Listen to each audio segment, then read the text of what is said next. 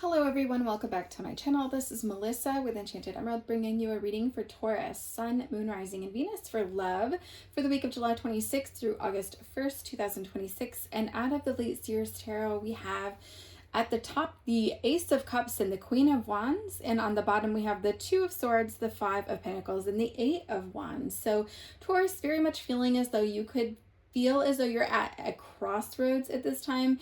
I feel as though you know in your heart of hearts that this has come to an end, right? It feels like this has come to an end. I feel like you are still, however, going through the motions and like keep on keeping on, right? Because it's almost as if you're in a little bit of a denial stage, right? You know that it's got to end, but you're just not quite sure if you're ready to let go of that or if you want to give it a little bit more time to see if things change. But I feel ultimately that this is a case in which things really aren't as they seem, right? So surface level, things appear really great. I feel like there's a lot of beautiful extravagant dinners. I feel as though there's a lot of outings. You really enjoy your time with this person. I do feel like there's an energetic mismatch too, in which one person has a little bit more to add or contribute to the conversation. You can see that Eight of Wands there. Conversation and communication seems to be a big thing through this. But the other is just kind of at a loss for that passion and that fire to really be able to contribute. Now, know that this comes from a space in which this person lacks that experience, right? I feel as though there are a lot of things that you've done in your life. You've been well versed through things, and that really allows you to be able to carry that conversation and to really bring a lot to the table, right? And I think that when it boils down to it, I feel like you were hoping that once you were able to reach this person's inner circle, you would want to feel a little bit more comfortable and at ease and confident with how things were going. But I think that as you perhaps maybe met the in-laws, you got into a space where you were met with some sort of a harsh reality, right? That there's not really a lot in common there. And these people don't have a lot to say either. And so it leaves you in a space where you're feeling a little bit disappointed, I feel, honestly. And so it's something that you have to make that decision for yourself, honestly. I feel like you were hoping for this beautiful, peaceful energy, this sense of belonging, the sense that everything was coming together, all the puzzle pieces were finally coming together for you. But instead, it couldn't be further from the truth, right? So you're not a person that would consider themselves wealthy by any means, looking at it like a traditional sense of the term, financially speaking. But when you look at this huge divide, you see this as an opportunity to really count your blessings, right? Because although you may not necessarily have as much financially as perhaps this other person does, you're very wealthy in terms of your life experience, right? So you're a person of substance. You have a lot of experiences you've gone through. You could have traveled a lot. Maybe you've moved a lot, lived a lot of different places, met a lot of different people, have a lot of acquaintances. Perhaps you went to visit a lot of museums. I feel like art is very important to you. This is something that you're very passionate about.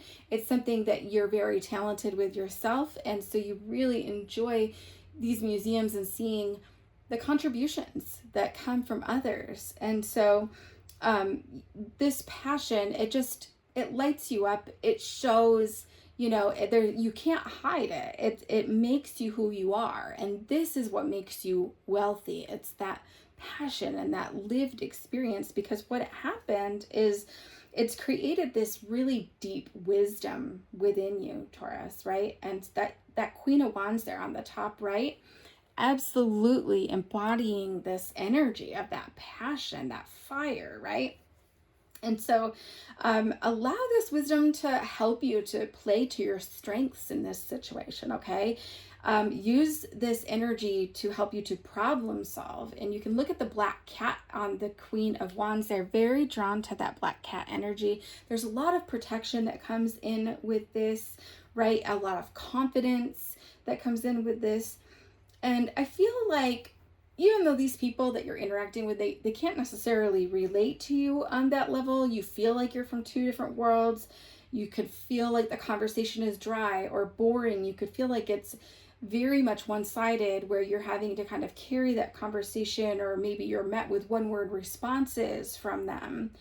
You can try to revive this with your strengths, right? With that deep wisdom. So pay attention, ask them questions, ask open-ended questions, allow them to speak more about things, ask them what their interests are, what they do for recreation, and then just watch and see what lights them up. What do they get super excited to talk about or to tell you about? Or what is it that they would like to share with you? Because you can bond over experiences too. But ask about their aspirations, right? And really just pay attention. But I think ultimately you could need to have a sit down, maybe even with this person, to speak about the financial constraints. Because I feel like if you are looking at things logistically, it would make sense if somebody made a quarter of what the other person does, that when you go into on a tab at a restaurant or something, that it shouldn't really necessarily be 50-50. It should be 75-25, right? If that would work better, and if that is something that's feasible and equitable,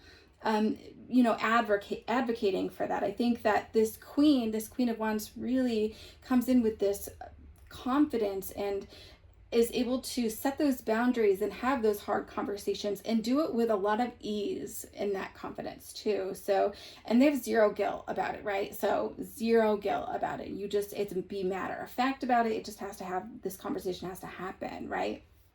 But I think ultimately follow your instincts. Your gut is never going to steer you wrong. So if there is a bad gut feeling about this, there's a high probability that you're right. And so just pay attention, because if you're feeling the need to walk away from the situation quietly, then do so by all means, okay?